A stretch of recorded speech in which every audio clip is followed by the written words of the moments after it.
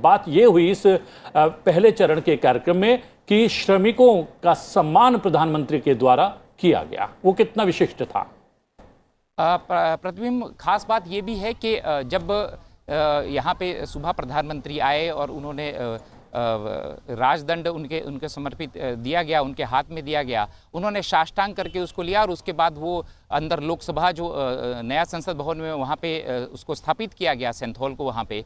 तो उसके बाद जब वो बाहर आए तो सबसे पहले उन्होंने जो श्रमिक हैं यहाँ पे, जो श्रमजीवी हैं, जिन्होंने पिछले 29 महीनों में लगातार जो है काम किया है यहाँ पे, और ये जो हमारे सामने मूर्त रूप में नया संसद भवन है वो तो बिल्कुल तैयार है, उसका आज उद्घाटन हुआ है और देश को समर्पित हुआ है, तो उनका योगदान बहुत सबसे महत्वपूर्ण है। तो सबसे पहले प्रधानमंत्री ने उनको अब शॉल देकर और एक स्मृति चिन्ह देकर जो है वो सम्मानित किया वहाँ पे। उसके बाद सर्वधर्म सभा, प्रार्थना सभा का जो है वो आयोजन किया गया। तो हम समझ सकते हैं, महत्व समझ सकते हैं कि श्रम का कितना महत्व है और उसको कितनी तरजीह देते हैं प्रधानमंत्री नरेंद्र मोदी। तो वो वहाँ जो श्रमिक है जिन्होंने अपना पसीना बहाया है इसके निर्माण में, वो बड़ा अहम हो जाता है। और उसके बाद सर्वधर्म सभा, सभी धर्म के लोग जो है, भारत क्योंकि धर्म निरपेक्ष देश है, तो हिंदू, मुसलमान, सिख, ईसाई, जैन, पारसी, सभी लोग धर्मों के जो धर्मगुरु थे यहाँ पे थे, उन्होंने अपनी जो पवित्र चीज़ें हैं वहाँ पे रखी, सबके सामने, देश के सामने रखी, और फिर इस संसद भवन को देश को इस तरह से समर्पित किया गया। तो भावना है कि श्रम जो है वो सबसे ऊपर है, ये बड़ी बात है। खास बात ये है प्रतिम जी इसमें कि जो नया संसद भवन है वो उसकी जो अगर मुख्य बातों को, क्योंकि ये ट्रायंगल, ये जो है त्रिभुज के आकार का है, हालांकि इसमें जो द्वार हैं वो 6 द्वार हैं इसमें। तो अगर इसकी खासियतों के बारे में बात की जाए, इसकी संरचना के विषय में बात की जाए, तो ये जो संसद भवन है, नया संसद भवन है, ये प्लैटिनम रेटेड ग्रीन बिल्डिंग है। तो ग्रीन बिल्डिंग होने का मतलब है कि इसमें जो भी मटेरियल यूज हुआ है वो एक तो नेचुरल है, प्राकृतिक है, और साथ साथ में उसके साथ ये इको फ्रेंडली भी है, उसके जो भी इस्तेमाल किया गया है। इसके साथ ही पूरा जो संसद भवन है इसमें रेन हार्वेस्टिंग सिस्टम लगा हुआ, मतलब बारिश जब भी होगी तो पूरा का पानी जो है उसको संरक्षित किया जाएगा और उसका इस्तेमाल यहाँ होगा, और उसके बाद वाटर की रिसाइकलिंग भी होगी, मतलब उसको दोबारा भी इस्तेमाल किया जा सकता है। ऐसी आधुनिक प्रणाली इसमें है। पवन, एक बात और हम जानना चाहेंगे और दर्शकों का इंटरेस्ट और रुचि भी इस बात में होगी कि 2 अलग अलग फिल्म भी आज प्रदर्शित करने वाली है, उसमें क्या विषय है, क्या कुछ है, एक बात।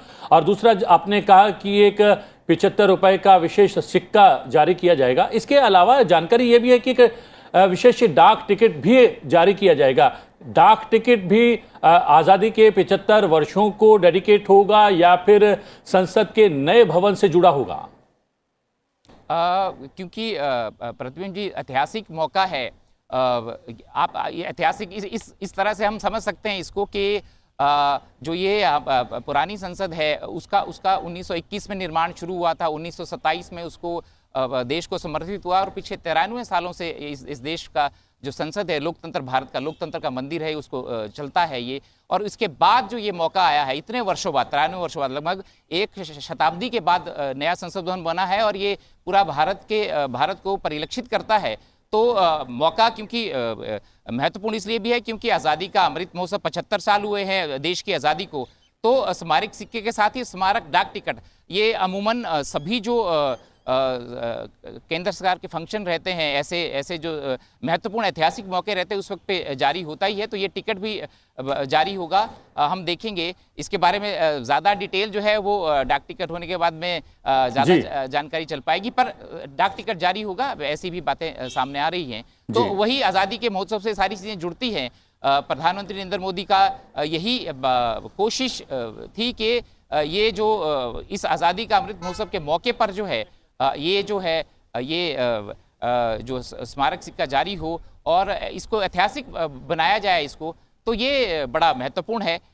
इस लिहाज से ये भी है। मैं आपको जो बात बता रहा था कि ऐतिहासिक इसलिए भी है क्योंकि ये जो है इसका निर्माण कार्य जो है प्रतिबिंब जी, पिछला जो बना था वो 1921 में निर्माण कार्य शुरू हुआ और 27 में जो है वो फंक्शन करना शुरू किया। लॉर्ड इरविन ने इसका जो है वो इनॉग्रेशन किया था, तो 6 साल लगे थे। बल्कि जो ये नया संसद भवन बना है उसका जो निर्माण है वो रिकॉर्ड 29 महीनों में पूरा हुआ है।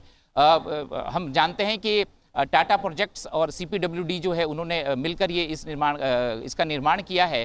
तो भारतीय कंपनी ने आत्मनिर्भर भारत को परिलक्षित करते हुए रिकॉर्ड समय में ये जो इसका निर्माण कार्य पूरा हुआ है और इसकी जो परिकल्पना, इसका जो विजन रखा गया है वो अगले 150 वर्षों तक रखा गया है।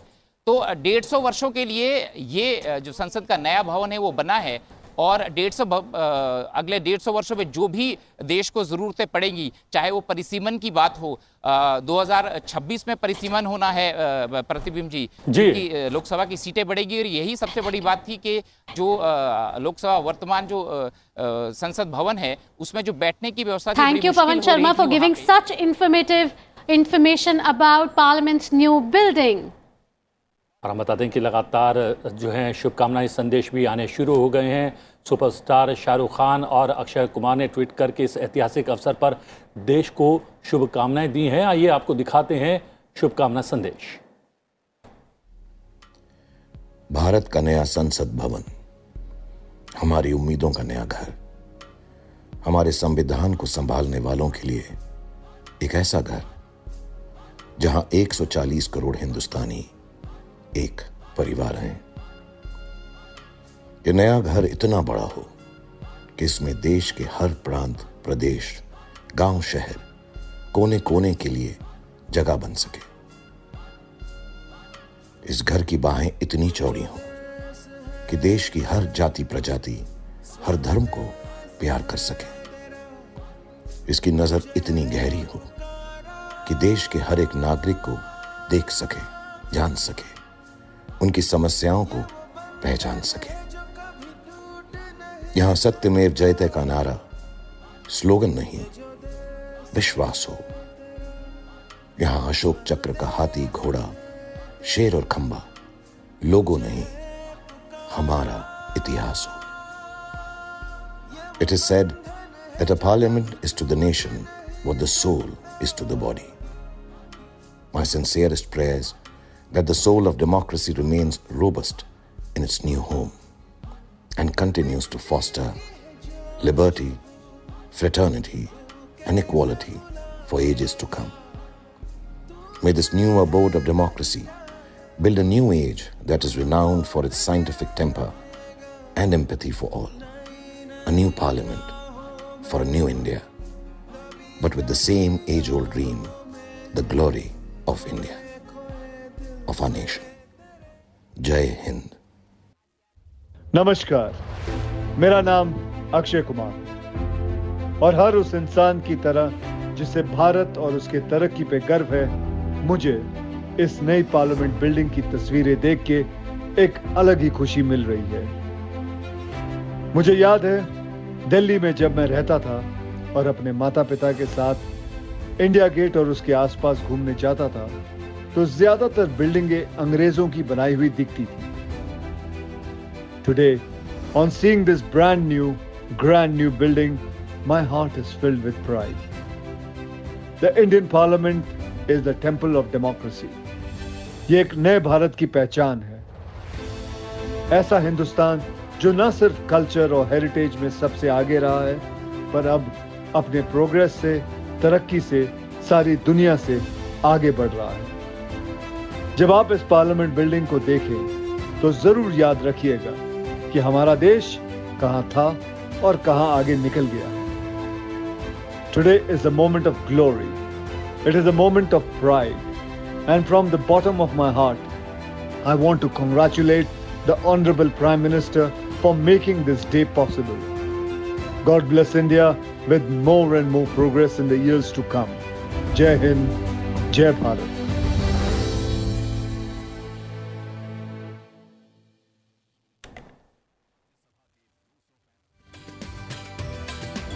यहाँ शाहरुख खान और अक्षय कुमार ने किस तरीके से वीडियो संदेश के द्वारा अपनी खुशी का इजहार किया और केवल जो है सेलिब्रिटीज ही क्यों बल्कि हर एक भारतीय आज गौरव की अनुभूति कर रहा है। भावना Definitely, as on the screens you can see the schedule for the second part of the session, in which at 12:17 you will see the two-screen movie screening.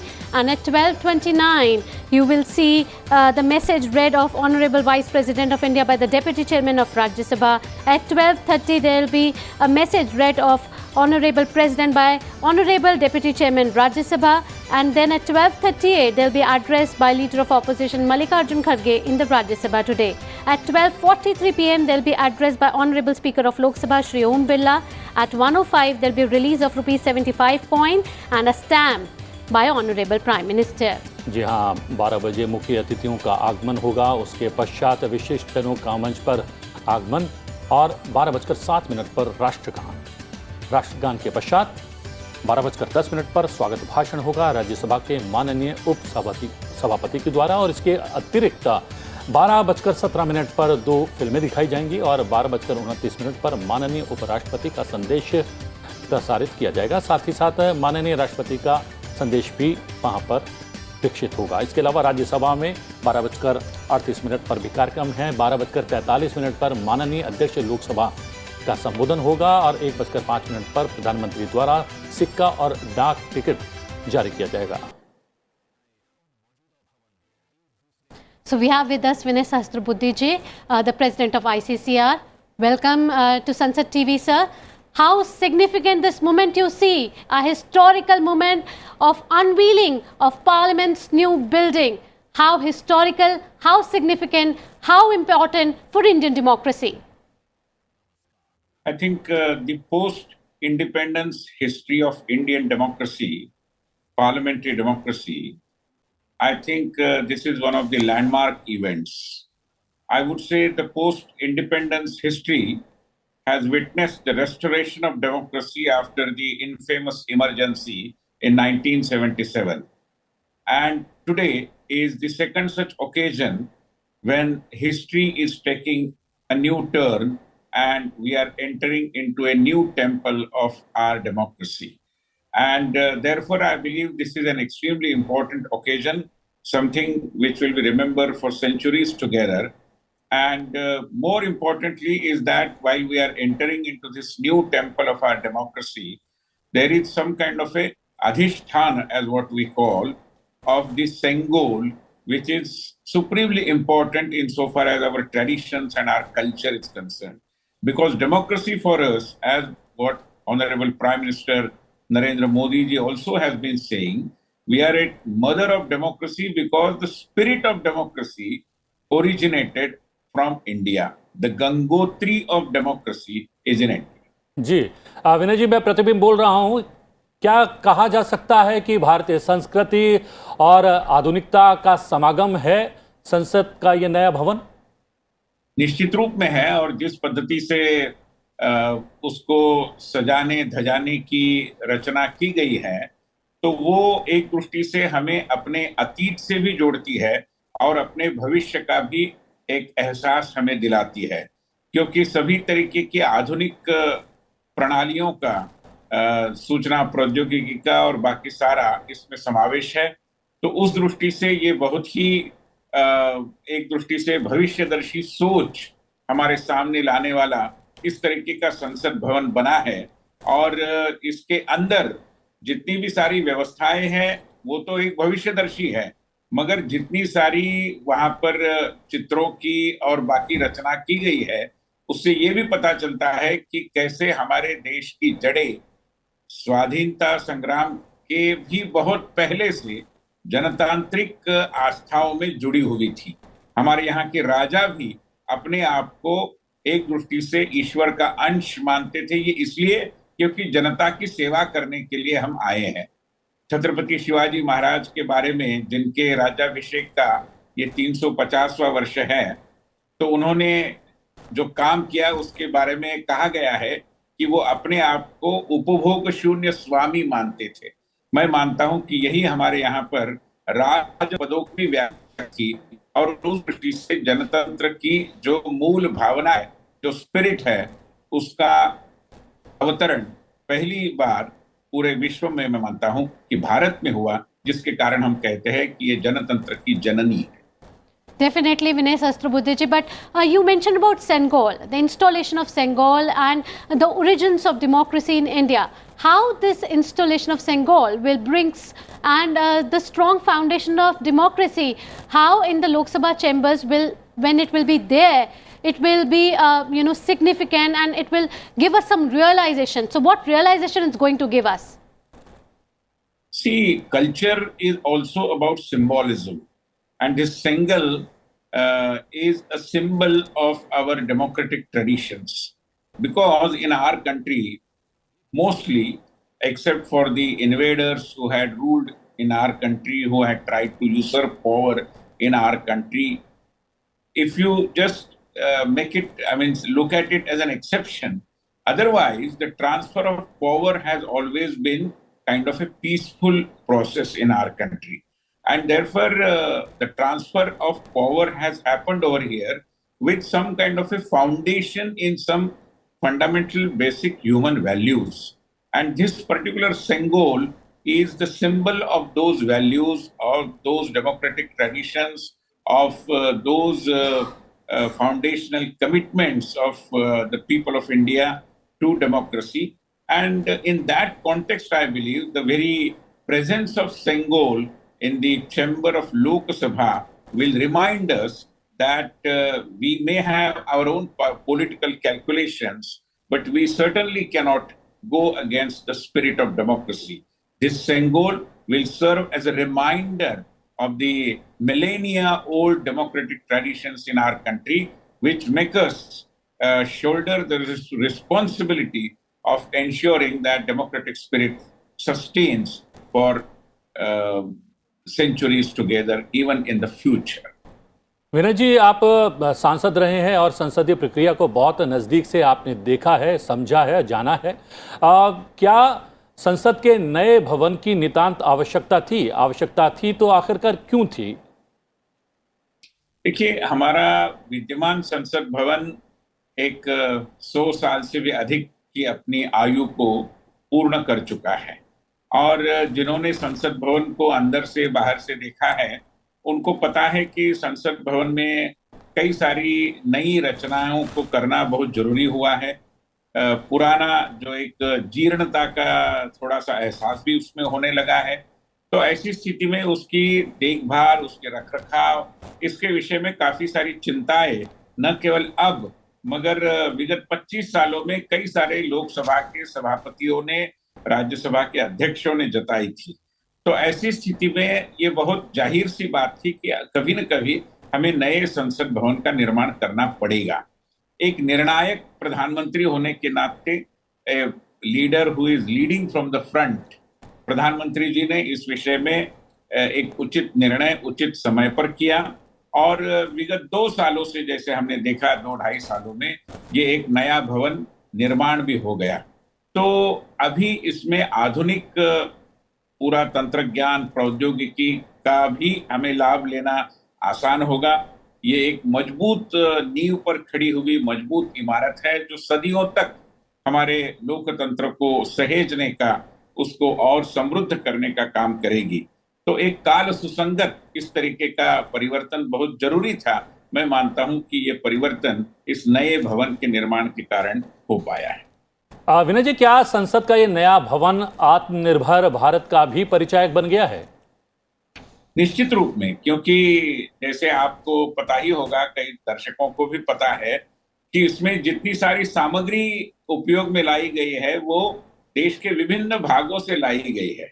तो एक दृष्टि से देश की जनता की आस्थाओं का भी एक दर्शन हमें यहाँ पर उपयोग में लाई गई सामग्री से हो रहा है और साथ ही साथ हमारे देश की जो एक आकांक्षावान पीढ़ी है, एक एस्पिरेशनल जनरेशन है, उदीयमान पीढ़ी जो है, उसकी सारी जो नई तकनीक के साथ और नए विज्ञान के साथ मित्रता है, उसको सहेजने का काम भी इस पूरे भवन के माध्यम से हो पाएगा।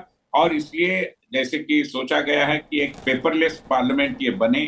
कागजों का इतना और वर्षाव होता रहता है कई बार, क्योंकि बहुत सारे जो संसद में बिल आते हैं, बाकी सारे प्रस्ताव आते हैं, तो अभी नई सूचना प्रौद्योगिकी के प्रवेश के कारण अगर हम कागज बहुत कम उपयोग में लाएंगे तो ये पर्यावरण के लिए भी उपयोगी होगा और साथ ही साथ हमारे सारे सम्मानित सांसदों के लिए भी बड़ा सुविधाजनक। जी, और एक बात और भी सामने आई है कि संसद के नए भवन में लोकसभा और राज्यसभा विशिष्ट थीमों पर उसको डिजाइन किया गया है। वो थीम क्या है, एक बात।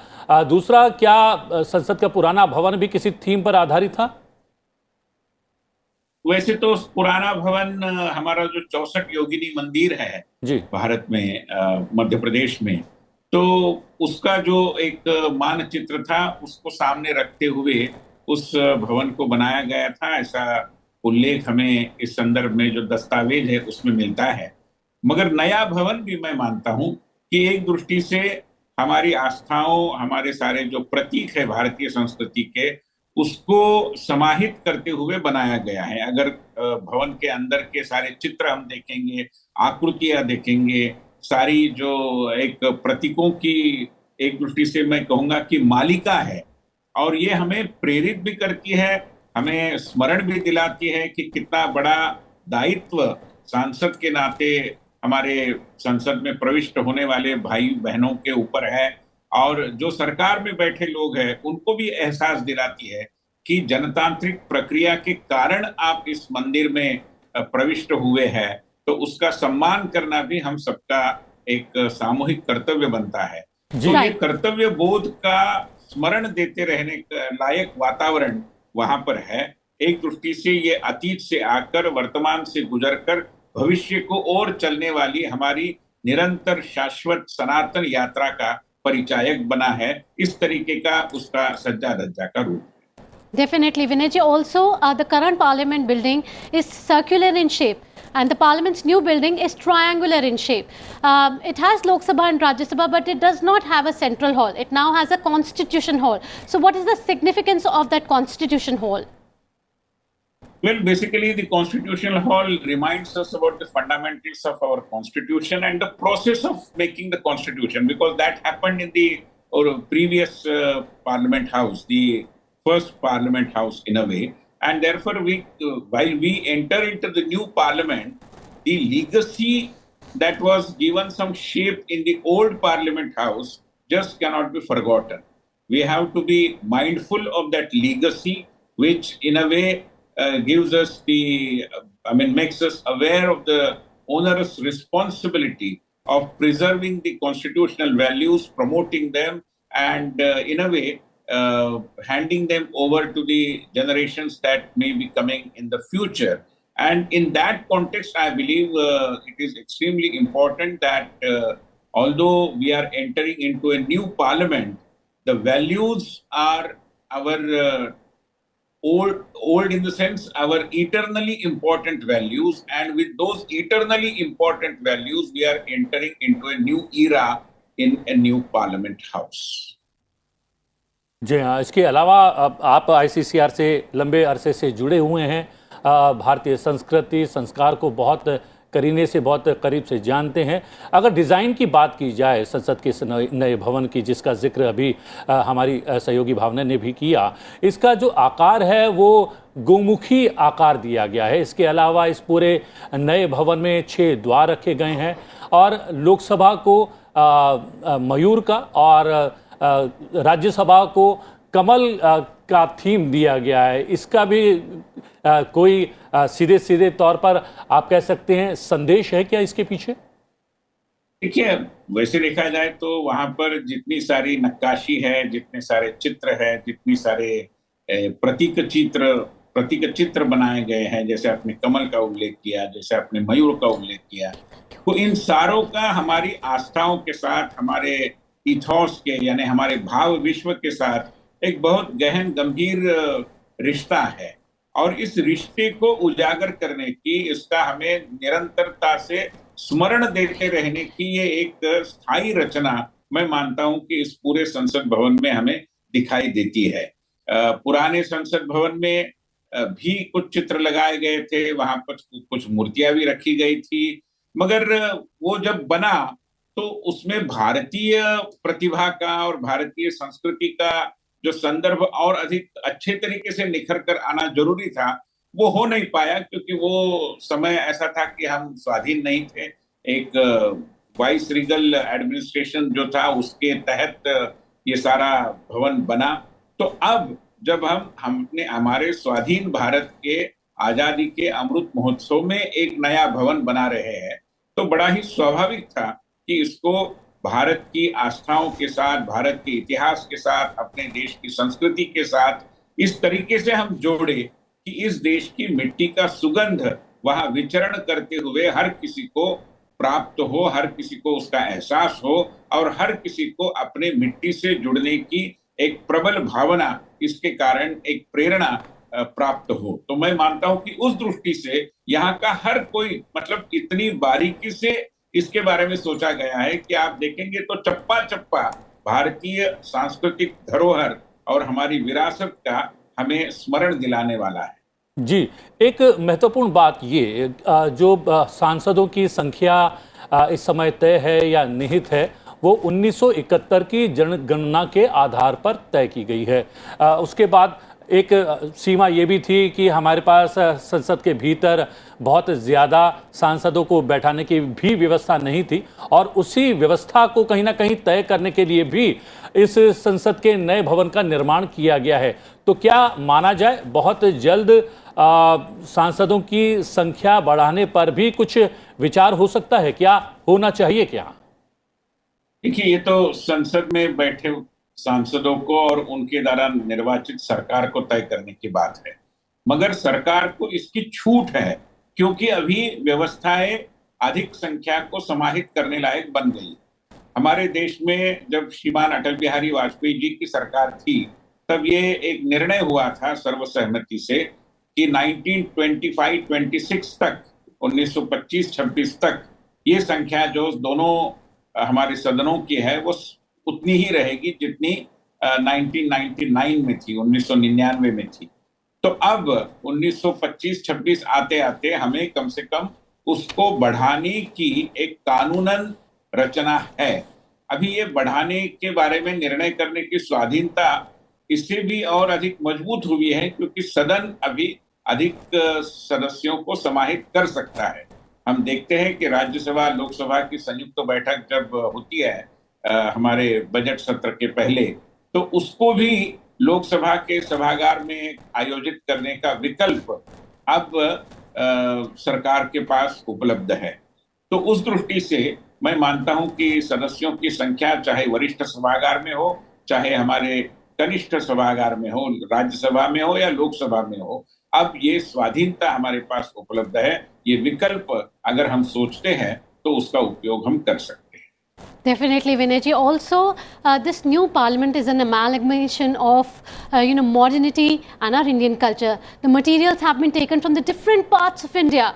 So, how do you think this Indian culture, the traditions that have been taken from different parts of India, will be ingrained in Parliament's new building? Well, as I said, if you just scan through the entire architecture and the interior decoration that has now been given a final shape or before the inauguration of this new building, I believe every other motif that has been used, every other symbol that has been placed at a very prominently, I would say, signifies the diversity in our country, which in itself, as I must add over here, is the manifestation of our innate unity. See, the diversity is not something which has been borrowed from somewhere.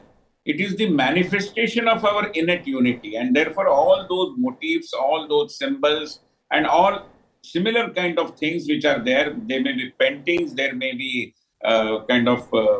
old pictures, maybe some photographs as well. All these things have their own relevance, and as I said, they are eternally important. They are going to serve the purpose of the serve us as a reminder of our unity, of our diversity. It is not just unity in diversity, but it is the unity of our diversity We are one, and therefore we can manifest this oneness in diverse ways. That is the message, I believe. All the smaller and bigger things that have been put on display, that have been painted on the walls of the new parliament building, or whatever the inlays that you find right at the flooring as well, or on the walls of the new parliament, all of them, if you look at it minutely, they serve the purpose of reminding us that we are one, and that oneness comes to us. It gets manifested in a diverse pattern. What message is it going to give globally? Because many parliamentary diplomacy programs are organized here. So when the foreign dignitaries, delegates, the parliamentary delegation is going to come here, what kind of magnificent structure they are going to see, witness in this parliament's new building? See, the magnificence is always important, no doubt about it. But beyond magnificence, all the foreign dignitaries coming to India and visiting this new parliament building will be reminded of the fact that India is the place where the spirit of democracy originated. And therefore, I have been always describing it as a student of political science, that we are fundamentally a spiritual democracy, and that spiritual democracy characteristic of India helped us to ensure that the political democracy is successful over here. When I used to enter into the house of Rajya Sabha, I used to cross a wall where it has been inscribed, Ekam Sat Vipra Bahuda Vadanti. The truth is one, but we understand that the wise men describe it differently. So this is the cornerstone of the idea of India and the idea of India's democracy. And that, I believe, through the interior design of the parliament and through several other ways, this is going to be underscored, this is going to be communicated as it manifests the fundamental commitment of the people of India to the concept of democracy. And this is something which is very, very important to be communicated. Democracy is not just about parliament, not just about voting. Democracy is not just about elections. Democracy is about the approach that you have. The democracy is about the mindset that you cultivate within yourself. And therefore, all these things, I believe the new parliament will be communicating to the visitor, whether he is from India or from other country, from any other country, from, a member of the global community, he will get this kind of understanding of the fundamentals of Indian democracy, the roots of which, as I earlier mentioned, are in our spiritual democracy. Definitely, Vinayji. My last question to would you be, it is an historic day. We all know that. But what will be the answer it's going to give today? Who were questioning the essence of it? Well, I think those who are raising questions are doubting Thomases. It is during the previous regimes also, when the current regime was not in power and people like me were in the opposition. At that time also, the presiding officers had realized the need for a new and a very modern kind of a parliament building to enable us to face the challenges of tomorrow. And therefore, the need for a new parliament house was unquestionable. And I don't think, regardless of some murmurs that we witnessed, that we heard at the initial stage, nobody is questioning whether we required a new parliament house or not. Unfortunately, and very sadly, it pains my heart very deeply that people are now challenging, questioning, raising several doubts for no reason whatsoever. Something which they had earlier agreed upon, today, for the sake of sheer partisan politics, they are kind of opposing it or raising several issues for no reason whatsoever. This is something very, very painful. But in a democracy, it is their decision. We have to accept that they have decided in this particular way, although their decision and their approach is certainly not logical and therefore not acceptable to the people of India. Thank you so much, Vinay ji, for joining with us and giving us such important inputs. So at 11:30 a.m., the second phase of the ceremony is going to start, and we will be having 2 short films that will be screened in this event. Then we are going to be having the message from the Honorable Vice President of India and the President that will be read out by Deputy Chairman of Rajya Sabha. There will be also a commemoration of ₹75 coin and a stamp. Today also there will be an address by Prime Minister of India, and it will be followed by vote of thanks. We have with us Rajiv now. Yes, and good morning, viewers. Today is indeed a historic day, as we all know, as the new Parliament building has been inaugurated by the Honorable Prime Minister Narendra Modi. We have already witnessed the ceremonials in the morning, and the Prime Minister arrived at the Parliament House complex around 7:30 in the morning. He then walked between the 2 Parliament buildings in a way signifying the passing of the baton from the past to the future. And after that, the Prime Minister then paid homage to the father of the nation, Mahatma Gandhi, and then entered the Puja Pandal. A brief puja ceremony was held where the Prime Minister prostrated to mark his respect for the occasion.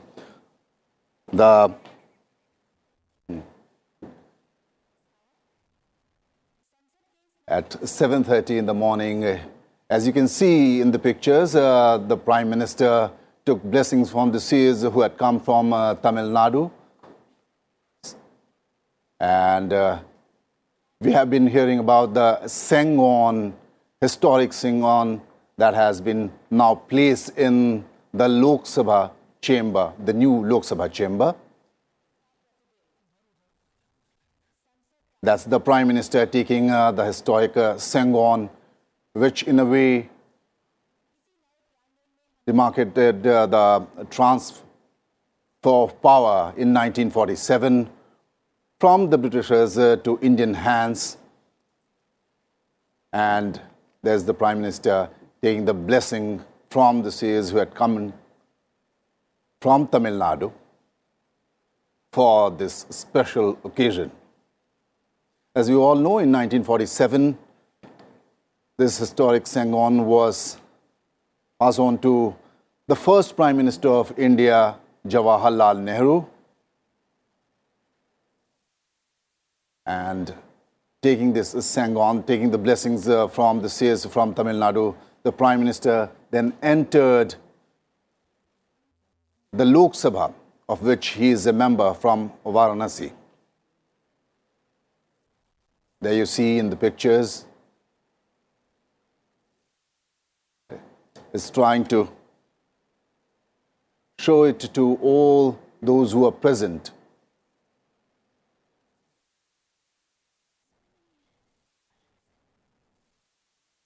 There you see the seers from Tamil Nadu who had specially come for this occasion.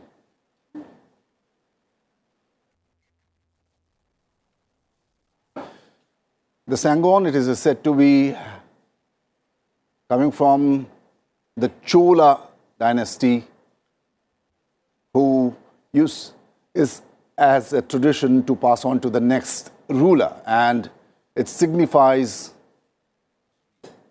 rule with justice.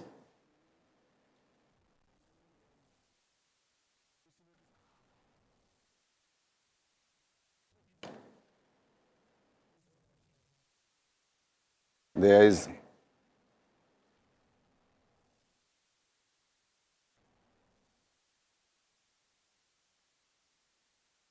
Prime Minister there with the seers walking in the premises of the new Parliament building. And you would now see the Prime Minister taking the historic Singha to the new Lok Sabha chamber, where it was established besides the chair of the Lok Sabha Speaker.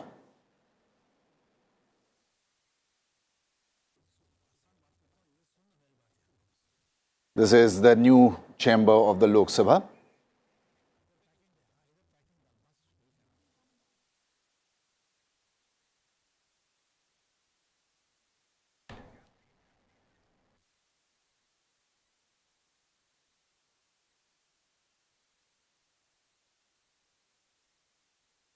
Bharat ने आज़ादी के 75 साल पूरे कर लिए हैं और अब देश अमृतकाल में प्रवेश कर चुका है। देश ने अगले 25 वर्षों के लिए कुछ लक्ष्य तय किए थे, जिसे पूरा करने की दिशा में हम आगे बढ़ रहे हैं और संसद का नया भवन इसी की एक महत्वपूर्ण कड़ी है। प्रधानमंत्री नरेंद्र मोदी ने आज संसद भवन का उद्घाटन किया। ऐतिहासिक बनाने के लिए इसे पारंपरिक वैदिक रीति रिवाजों के अनुसार संपन्न भी किया गया। साथ ही प्रधानमंत्री ने उद्घाटन पट्टिका का अनावरण किया। संसद भवन का यह नवनिर्मित भवन भारत की गौरवशाली लोकतंत्र परंपराओं और संवैधानिक मूल्यों को अधिक समृद्ध करने का कार्य करेगा। साथ ही हम आपको बता दें कि अत्याधुनिक सुविधाओं से युक्त इस भवन में सदस्यों को अपने कार्यों को और बेहतर तरीके से करने में भी सहायता मिलेगी। आज का दिन न केवल ऐतिहासिक बल्कि गर्व से भर देने वाला भी। नई संसद हमारी संस्कृति और आधुनिकता के मिलन का अप्रतिम उदाहरण। हमारा लक्ष्य है कि आजादी के 100 साल पूरे होने तक एक मजबूत, आत्मनिर्भर और समावेशी विकसित भारत का निर्माण हो। जब देश 2047 के बड़े लक्ष्यों को लेकर आगे बढ़ रहा है, तो प्रत्येक देशवासी की भूमिका और महत्वपूर्ण हो जाती है। और इसी महत्वपूर्ण भूमिका में राजीव, आज हम देख रहे हैं कि आज संसद के नवनिर्मित भवन का लोकार्पण, उद्घाटन हुआ, रीति रिवाजों के साथ किया गया। और हम सभी जानते हैं कि शैव संप्रदाय के महायाजक ने पहले प्रधानमंत्री नरेंद्र मोदी को एक राजदंड सेंगोल सौंपा, जिसकी खासियत के बारे में संसद टीवी लगातार अपने दर्शकों को बताता रहा। दृश्यों में आप देख रहे हैं कि प्रधानमंत्री नरेंद्र मोदी इस समय सभी से आशीर्वाद लेते हुए, ये जो सेंगोल है इसे लोकसभा अध्यक्ष के आसन के पास स्थापित किया गया। अल सुबह सूर्योदय के कुछ समय बाद धार्मिक अनुष्ठान शुरू हुए। तस्वीरों में आप देख रहे हैं। As you said, Sandhya, it's the word comes from Semmai, which is a Tamil word, and this Sengol, this historic Sengol, has Nandi established at the top, and it is basically giving instructions to the next ruler to rule its pupil with justice. न्याय के साथ शासन प्रशासन को चलाने का एक तरह से इससे मानदंड तय होता है। संध्या, निश्चित ही आज इसे देश की नवनिर्मित भवन संसद में स्थापित किया गया। तमिलनाडु से संबंध रखने वाले चांदी से निर्मित और सोने की परत वाला यह रस्मी राजदंड अगस्त 1947 में सत्ता हस्तांतरण के प्रतीक के तौर पर राजीव प्रथम प्रधानमंत्री को दिया गया था, जिसे बाद में इलाहाबाद संग्रहालय में रखा गया। और आज संग्रहालय से निकलकर यह सेंगोल लोकसभा में स्थापित हुआ है। निश्चित ही आज का दिन हर भारतीय को गौरवान्वित कर रहा है, क्योंकि संसद का यह नवनिर्मित भवन एक भारत श्रेष्ठ भारत का न केवल उदाहरण है, बल्कि हम सभी के लिए गर्व भी है।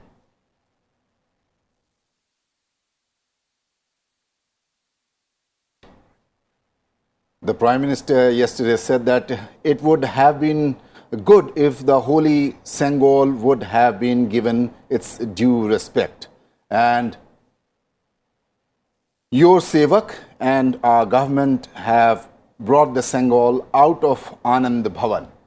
Anand Bhavan, as you know, is in Allahabad and was the residence of the first Prime Minister of India, Pandit Jawaharlal Nehru.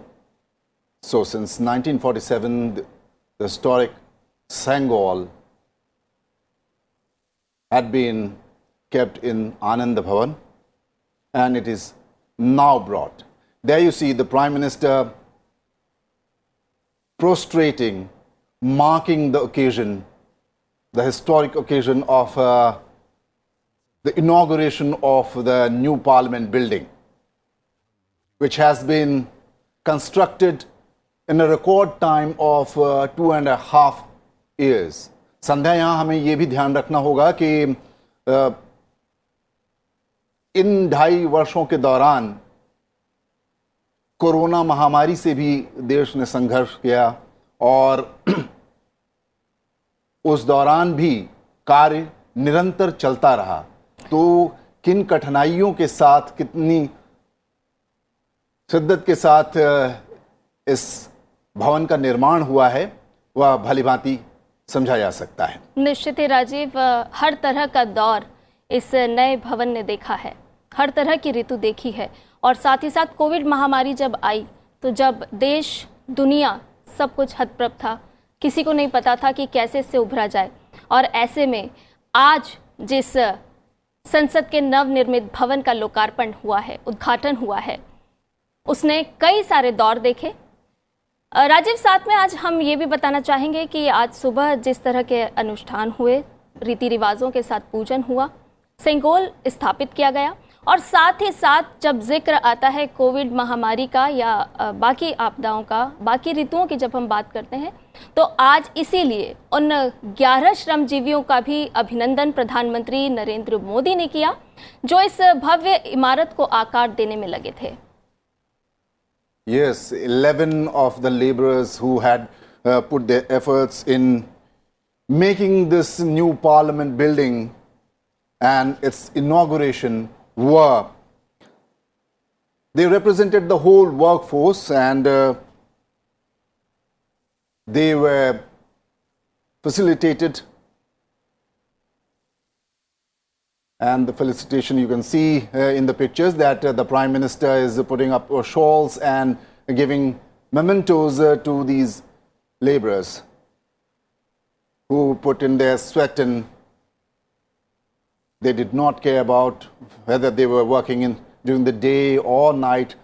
Almost 24 hours for the last 2.5 hours. The work, as we all know, because we have been working close by in the Parliament Library building, and we know that work continued day in and out throughout the 2.5 years, from the day when the Prime Minister laid the foundation on 10th of December 2020 till now.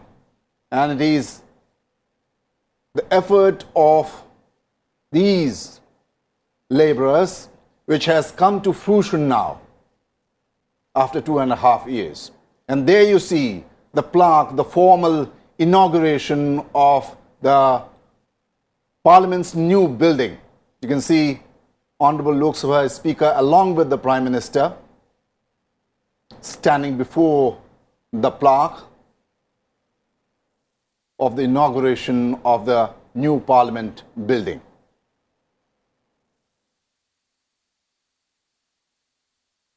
निश्चित ही राजीव, जो दृश्यों में हम देख रहे हैं कि जिन श्रमजीवियों का प्रधानमंत्री नरेंद्र मोदी अभिनंदन कर रहे हैं, शॉल ओढ़ाकर, स्मृति चिन्ह देकर, और वाकई में अच्छा लगता है कि जब आप निरंतर 24 घंटे दिन रात एक करते हैं और भव्यता को आकार जब देते हैं, तो और उसको जब देशवासियों को समर्पित किया जाता है, तो खुशी के भी पल होते हैं। और ये श्रमजीवी उसी का एक उदाहरण है, जो निश्चित तौर पर बेहद खुश होंगे कि आज उन्होंने इस भव्य इमारत को आकार दिया। और मुझे याद आ रहा है राजीव, वो दिन भी जब प्रधानमंत्री नरेंद्र मोदी यहाँ के काम देखने के लिए, जब इस नवनिर्मित भवन का काम की प्रगति देखने के लिए पहुँचे थे, तब उन्होंने इन श्रमजीवियों से बात भी की थी और ये पूछा था कि क्या आप सिर्फ एक इमारत तैयार कर रहे हैं या आप इतिहास का हिस्सा बन रहे हैं। और ये वही श्रमजीवी हैं जिन्होंने एक स्वर में कहा था कि हम सिर्फ इमारत तैयार नहीं कर रहे हैं, हम इतिहास रच रहे हैं।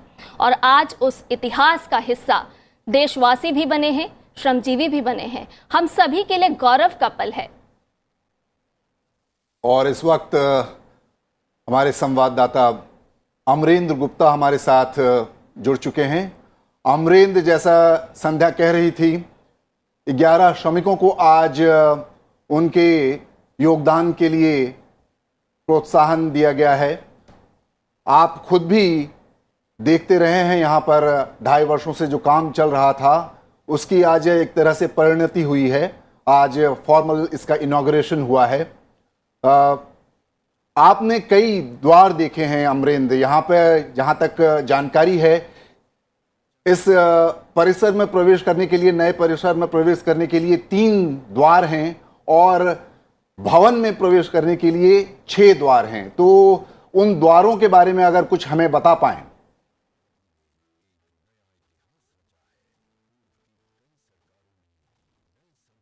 राजीव, सबसे पहले तो मैं आपको बता दूं कि ये बहुत ही आज गौरव का पल है और इतिहास में आज की तारीख एक स्वर्ण अक्षरों में लिखी जाएगी जब पुरातन एक परंपरा के बाद नई परंपरा के तौर पर देश को और राष्ट्र को एक नया संसद भवन मिला है। ये संसद भवन न दिव्य है, न सिर्फ बल्कि भव्य और अलौकिक के साथ साथ भारतीय परंपरा और सनातन की परंपरा जो है और यहाँ की संस्कृति और साहित्य और सभ्यता को भी परिलक्षित करता है।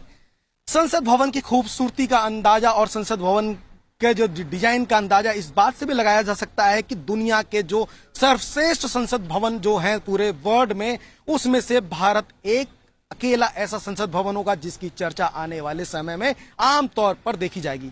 राजीव, सबसे बड़ी बात है कि जिस तरह से प्रधानमंत्री नरेंद्र मोदी की सरकार के बाद 2014 के बाद की अगर बात करूं और जिस तरह से उनके विजन की बात करूं, तो जो नए भारत के सपने का जो उन्होंने रोड मैप तैयार किया था उसकी सबसे बड़ी उपलब्धियों में से भारत की संसद भवन की स्थापना को देखा जा सकता है। डिजाइन की बात करें तो गुजरात के जो आर्किटेक्ट हैं विमल पटेल, उन्होंने बहुत ही खूबसूरत डिजाइन तैयार किया है। इसमें जो डिजाइन के साथ साथ जो विशेषताएं हैं वो वर्ल्ड क्लास की विशेषताओं को रखा गया है। इंटीरियर जो है वो मुंबई की एक कंपनी है नरसी कंपनी, उन्होंने उसका पूरा इंटीरियर डिजाइन किया है लोकसभा और राज्यसभा की। उसमें न सिर्फ सिटिंग अरेंजमेंट की अच्छी व्यवस्था की गई है बल्कि लुक भी एक भव्य लुक देने का प्रयास किया गया। जहां तक अब बाहरी अगर मैं बात करूं, जैसे जो आपका सवाल था कि बाहर के तौर पे जो संसद भवन नया बना है, संसद भवन का जो ये परिसर नया संसद भवन बना है, इसमें बाहर से जब आप एंट्री करेंगे संसद भवन में तो उसमें 6 द्वार बनाए गए हैं और 6 द्वारों की एक खास विशेषता है। विशेषता न सिर्फ उनके नाम को लेकर है बल्कि विशेषता है उसके जो उनका जो उपयोग है और जो भारतीय संस्कृति और सभ्यता में जो पशु या पक्षियों को जिनको शुभ माना जाता है उनके आधार पर उन द्वारों की परिकल्पना की गई और उनके नाम रखे गए। जो 6 द्वार हैं उसमें मैं बता दूं कि गज द्वार पहला द्वार है जिस पर यह मानिए कि गज यानी गजराज हाथी, तो उनके गुणों के आधार पे उस द्वार को डिजाइन किया गया है। इसी तरह मकर द्वार है, गरुण द्वार है और इसके अलावा हंस द्वार, हंस को विद्या की देवी का वाहक माना जाता है, बुद्धि और विवेक का द्वार माना गया है। तो इसके अलावा जो आपका ईगल, इसके अलावा आपका शार्दुल, तो इस तरह से द्वारों की एक परिकल्पना जो की गई है और उनके नाम की खासी विशेषता देखी जा सकती है। इसके अलावा जो संसद भवन जब परिसर में आएंगे, जहां पर आपको पुरातन संसद भवन और संसद भवन का जो नया ये भवन है दोनों को जो देखने को मिलेगा, तो नए संसद भवन की ओर आपको आना है तो इसके लिए भी 3 द्वार निश्चित किए गए हैं। उस द्वार के नाम है ज्ञान द्वार और कर्म द्वार के साथ साथ एक द्वार और है। तो इस तरह से संसद भवन में आने के लिए, अंदर परिसर में आने के लिए 3 द्वार और नए संसद भवन में जाने के लिए 6 द्वार हैं। अब रही बात दूसरी बात, जो मैं आज मैं आपको बता रहा हूं कि राजीव, ये वास्तव में बड़ा एक ऐतिहासिक का पल इसलिए भी माना जा सकता है कि प्रधानमंत्री नरेंद्र मोदी ने जब इसकी नींव रखी थी और जो नए भारत की परिकल्पना के तहत और नए भारत, आधुनिक भारत की आवश्यकता के तहत जो 150 साल का जो ड्रीम है कि आने वाले 150 साल बाद भी संसद और सांसदों को बैठने और उनकी सुविधाओं का खास ख्याल रखा जाए, उन सभी चीजों को फलीभूत होते हुए संसद भवन ने देखा है। सबसे अच्छी बात यह है कि आज एक ऐतिहासिक दिन और है, जिस दिन इस नए संसद भवन का भूमि पूजन और लोकार्पण हुआ है। आज दिन है वीर सावरकर जयंती का। आजाद भारत के ऐसे स्वतंत्रता वीर जिन्होंने न सिर्फ देश में आजादी की परिकल्पना की, बल्कि स्वतंत्र भारत के इतिहास में उनका बहुत बड़ा योगदान है। और अभी सुबह जब प्रधानमंत्री जी ने हर लोकार्पण किया तो सेंटर हॉल, संसद भवन के सेंटर हॉल में उन्होंने वीर सावरकर जी के चित्र पर पुष्प अर्पित किए। साथ में लोकसभा अध्यक्ष ओम बिरला जी भी थे। इसके अलावा अभी प्रधानमंत्री जी की मन की बात कार्यक्रम चल रहा है और 12 बजे के आसपास कुछ सांसदों, जो वरिष्ठ सांसद है, वो लोग भी जाकर सेंटर हॉल में वीर सावरकर जी को पुष्प अर्पित करने वाले हैं। इसके अलावा फिर से नए जो संसद भवन में एक विशाल कार्यक्रम दोबारा आयोजित होने वाला है, जिसमें जो लोकसभा है, लोकसभा में एक कार्यक्रम होने वाला है जिसमें सेंगोल की सार्वजनिक कार्यक्रम जो शुरू होगा 11:30 बजे। उसमें बहुत सारे कार्यक्रम अभी होने हैं और उसमें हम देखेंगे कि किस तरह से जो नए संसद भवन की परिकल्पना है उसके साथ जुड़ने वाले लोग वहां पर आएंगे, मेहमान आएंगे। प्रधानमंत्री एक 75 वर्ष को कॉमेमोरेट करते हुए एक सिक्के को जारी करेंगे, साथ ही एक डाक टिकट जारी की जाएगी और इसके साथ ही अन्य कार्यक्रम भी होंगे। प्रधानमंत्री जी का भाषण होगा, राष्ट्रपति जी और उपराष्ट्रपति जी की ओर से भी भाषण पढ़ा जाएगा, लोकसभा अध्यक्ष भी भाषण देंगे।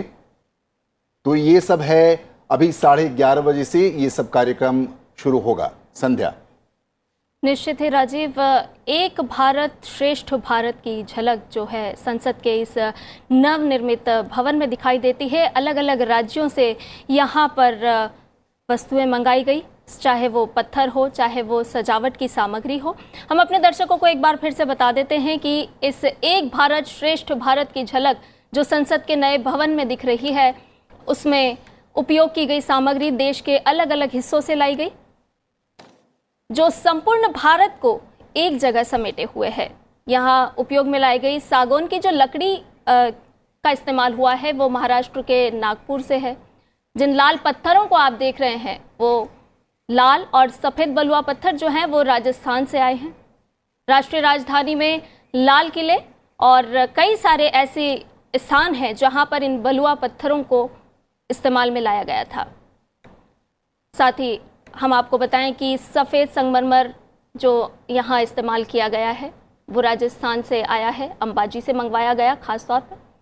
लोकसभा और राज्यसभा के जिन कक्षों को आप दृश्यों के माध्यम से देख रहे हैं, फॉल सीलिंग के लिए स्टील की संरचना को जो आप देख रहे हैं वो केंद्र शासित प्रदेश दमन और दीव से मंगाई गई। यानी कि हर राज्य का समावेश इस लोकतंत्र के सबसे बड़े मंदिर में दिखाई देता है, चाहे वो फर्नीचर हो, चाहे वो पत्थर हो। साथ ही साथ राजीव, हम देखते हैं कि राष्ट्रीय चिन्ह हो, राष्ट्रीय पक्षी हो, उनका भी यहाँ पर बेहतर रूप से इस्तेमाल है। और यानी कि जब सदस्य यहाँ पहुंचेंगे और टीवी के माध्यम से जब दर्शक सदन को चलता हुआ देखेंगे तो अलग अलग राज्यों की झलक इस नवनिर्मित भवन में देखने को मिलेगी। Yes, Sandhya, as you mentioned, the national bird peacock, the national flower lotus and the banyan tree, the three symbols have been taken as for the backgrounds at many places within the premises of the new parliament building.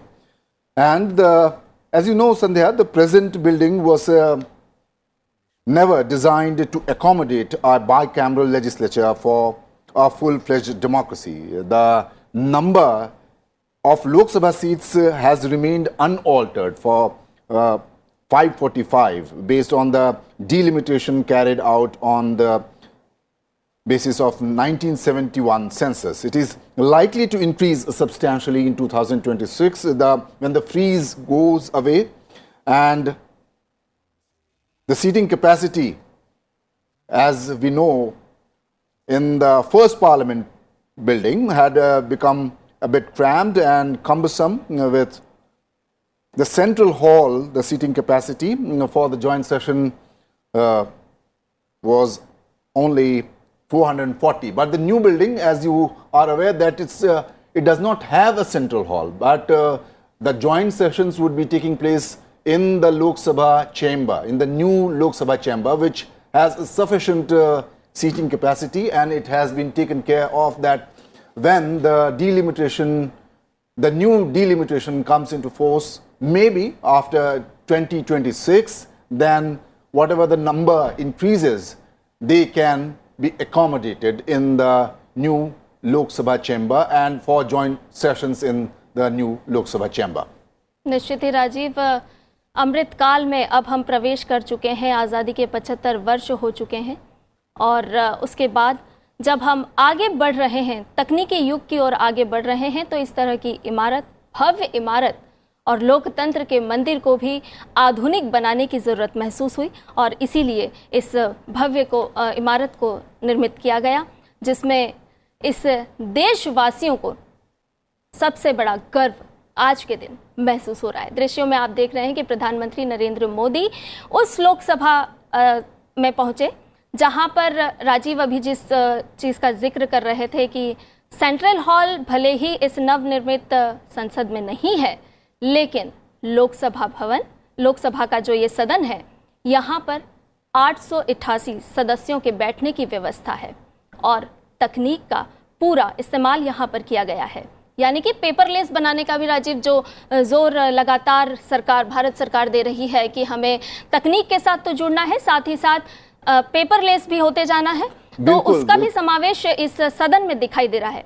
बिल्कुल, आप जैसा कह रही थी, as Sandhya was saying that more technology, more efficient.